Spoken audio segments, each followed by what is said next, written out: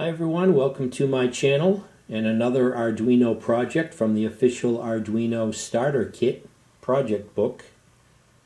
This one here is called the Knock Lock.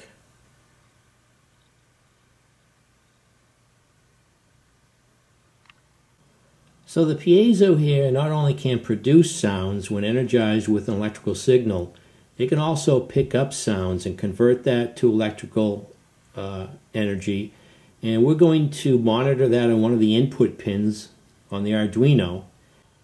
So with this piezo, we're listening for a certain volume of sound and how many times we hear that volume of sound. When we first turn the circuit on, the green light indicates that the servo is in an unlocked position. And then we have a momentary switch here where we can lock the circuit or the servo or put it in the locked position. The red LED indicates we're in the locked position, and now we're monitoring for a certain noise level and a number of times or instances we hear that noise level. So now if I was to tap on this piezo, this yellow LED will blink, indicating that it has heard a sound within the range or volume that we're listening for. We have an upper limit and a lower limit in the program, and then the number of times that we hear that sound. So let me tap on this. It'll blink the LED. We've blinked once, and we've kept track of that now for a total of 3, so we've got 2 more to go that it's listening for. That's 2, and that's 3. And now we're back in the unlocked position. And then we can reset it to the locked position with this momentary switch. We're back in the locked position. Up to this project, we've called functions, but in this project we're actually going to write our own function and then call that function. So the function, writing a function, gives us an ability to reuse code, so we don't have to constantly rewrite the code. So writing our own function is a new topic in this project. So when I initially turn on the circuit, the green LED is on, indicating that we are in the unlocked position, and the serial monitor program prints out the box is unlocked. Now if I hit the momentary switch, the red LED will go on, and we will stop monitoring for an acceptable sound within a range that we've set up. So I've got 2 constant integer values of variables. One's called quiet knock, equal to 10, and loud knock equal to 100. And we're looking for a sound that's greater than 10 and less than 100, and we're keeping track of that if it falls within that range.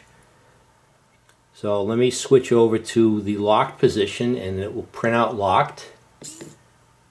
So, and then it's scrolling down and it's saying that we have 3 more. Let me turn off the auto scroll for a second.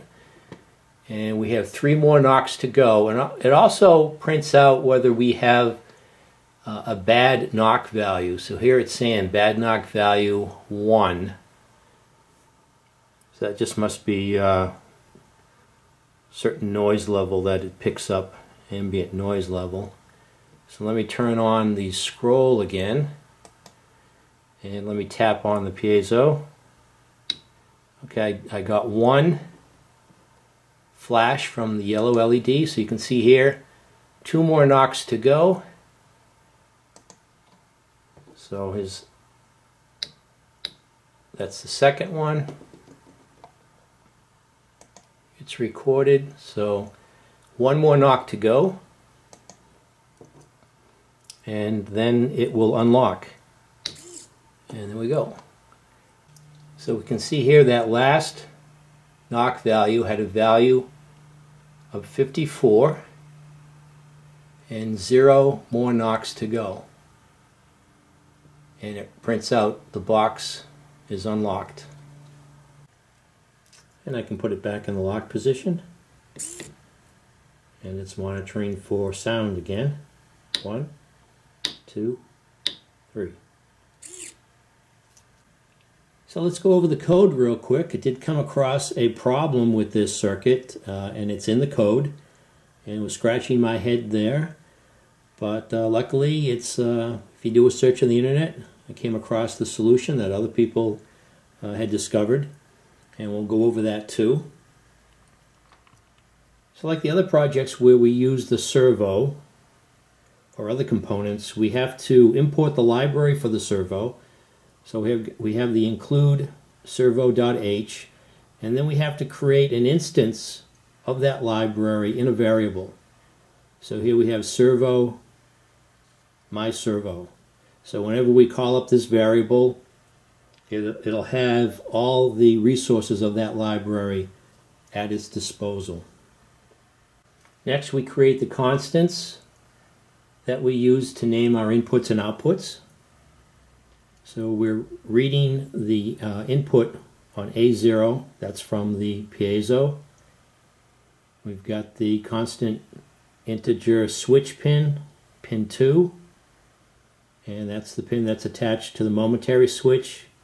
And we've got the yellow LED, pin 3, green LED, pin 4, and red LED, pin 5. Next, we create two variables to hold the values from the piezo and the switch. So we've got integer knock value, that's coming from the piezo, and integer switch value coming from the momentary switch. Next, we create the two constant values that will hold the limits. So we've got a quiet knock equal to 10 and a loud knock equal to 100. The next variable keeps track of the locked and unlocked, and it's of type Boolean. So it returns a value if it's true, it's a value of 1. If it's false, it's a value of 0 that gets returned. So when we first turn on the circuit, it's going to be unlocked. So we're going to initialize this Boolean variable to false. So it'll be 0, indicating that we're unlocked. And next we set up the integer number of knocks. This variable here is keeping track of the number of locks, and we're initializing that to 0. Now all those variables were global, they were outside of the setup and the loops. So now that we have the servo library imported, we're now attaching the servo with myservo.attach to pin 9. And we now set the LED pins to outputs using pin mode. So yellow LED is an output, red LED is an output, and green LED. We also set the switches as inputs. So the switch using pin mode, switch pin is an input. Here we initialize the serial communications. Serial.begin 9600 baud. And when we first turn on the circuit, we turn on the green LED, indicating we're in the unlocked position. So we do a digital write, green LED high, and we make sure that we move the servo to the unlocked position. So myservo.write 0 moves it to the unlocked position. And then we do a serial print. The box is unlocked. So that prints out in the monitor program. Next, we start a loop where we're constantly monitoring the momentary switch, and based on whether that's indicating we're locked or unlocked, we then will be sensing the voltage from the piezo and making decisions based on the values off of that. So we want to read the value from the switch pin. We do a digital read of the switch pin, and if it indicates that it's pressed, we want to lock or put the servo into lock position. So if switch value is high and we're returning or seeing 5 volts on that switch, we're going to set the variable locked equal to true. So remember, that's a Boolean value, so we're now returning a 1 to the variable locked. And then we're going to change the status of the LEDs. So we're going to do a digital write. We're going to turn off green LED by putting a low on it. And we're going to turn on the red LED using a digital write and putting a high on the red LED pin. And now we control the servo and put it into a 90-degree position. We use myservo.write 90.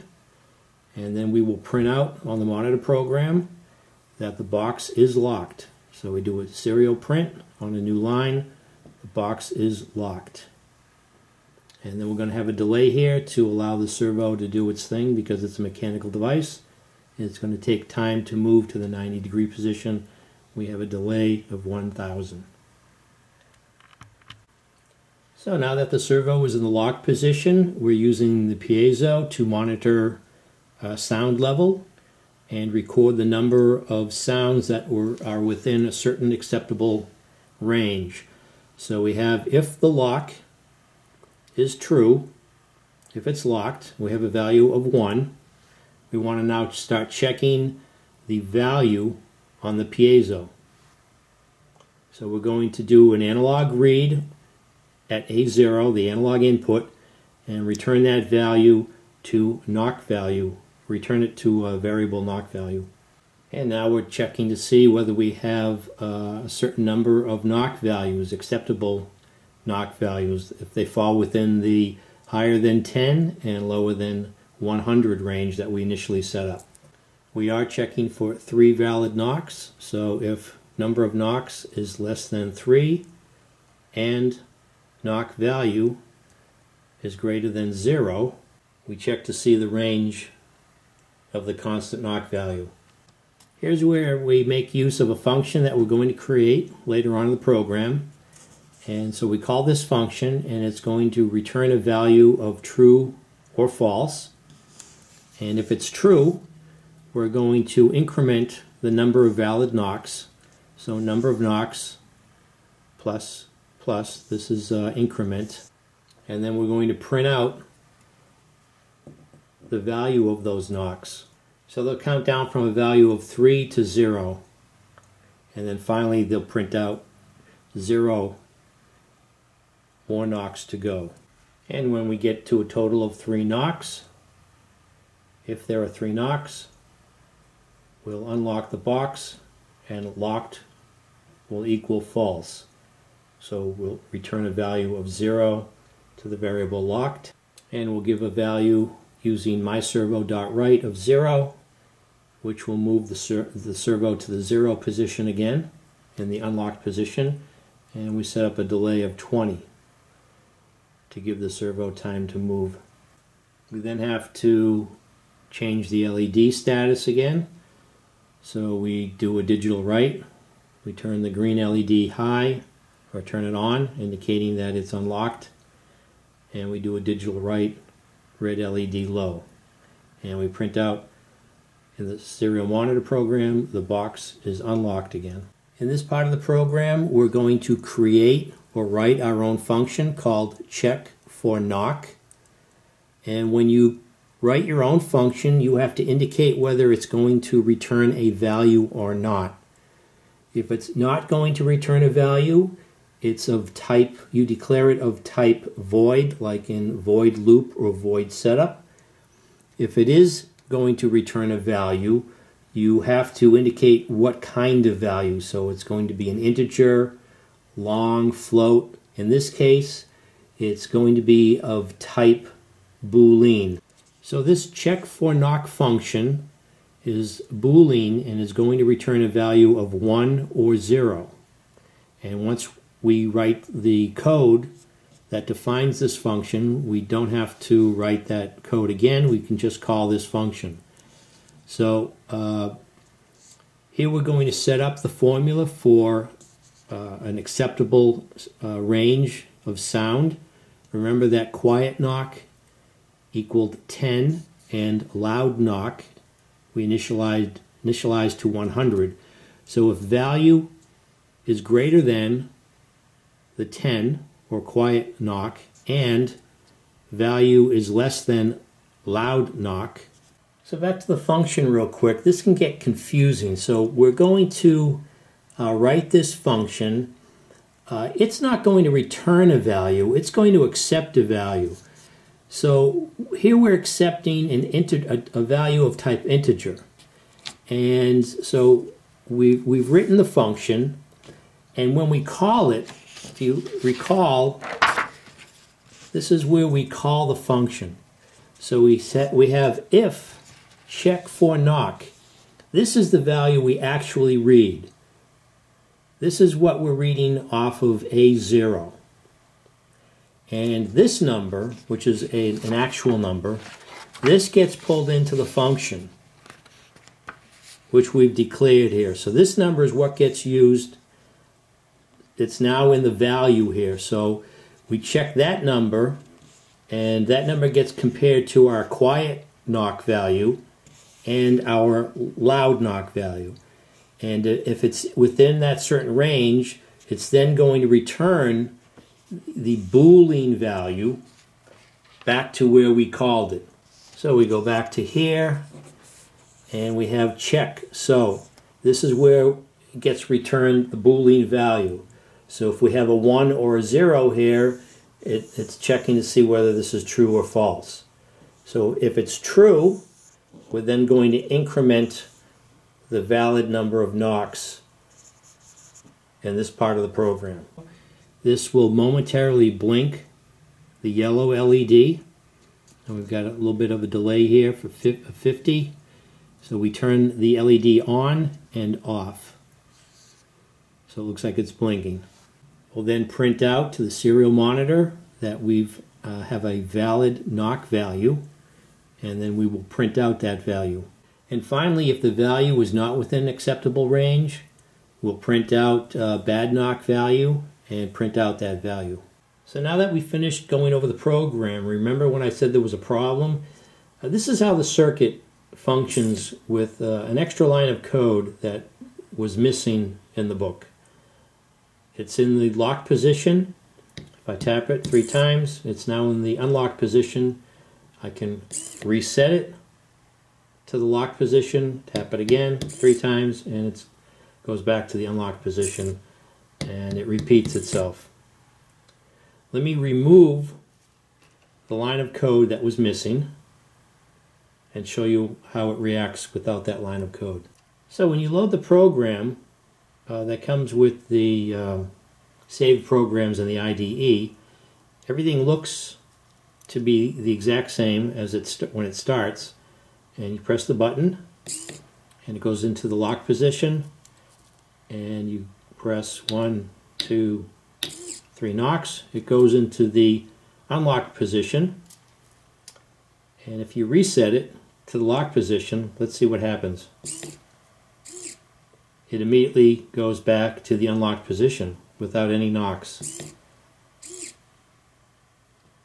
So I thought I had wired something wrong.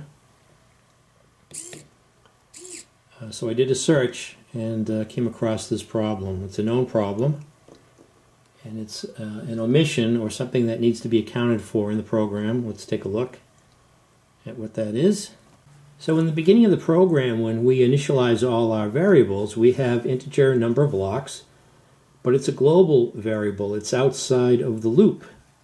And when we reach the number 3 acceptable knocks, and we change the LEDs and reposition the servo, we need to reinitialize number of knocks to 0. It stays at 3 if we don't add this line of code. So when we go back to lock position, it already thinks it's received the 3 total acceptable number of knocks, and it goes back to the unlocked position.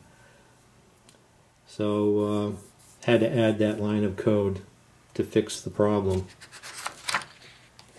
So that completes another project with the Arduino. I hope you found this project interesting. Please subscribe and/or comment, and see you next video. See ya.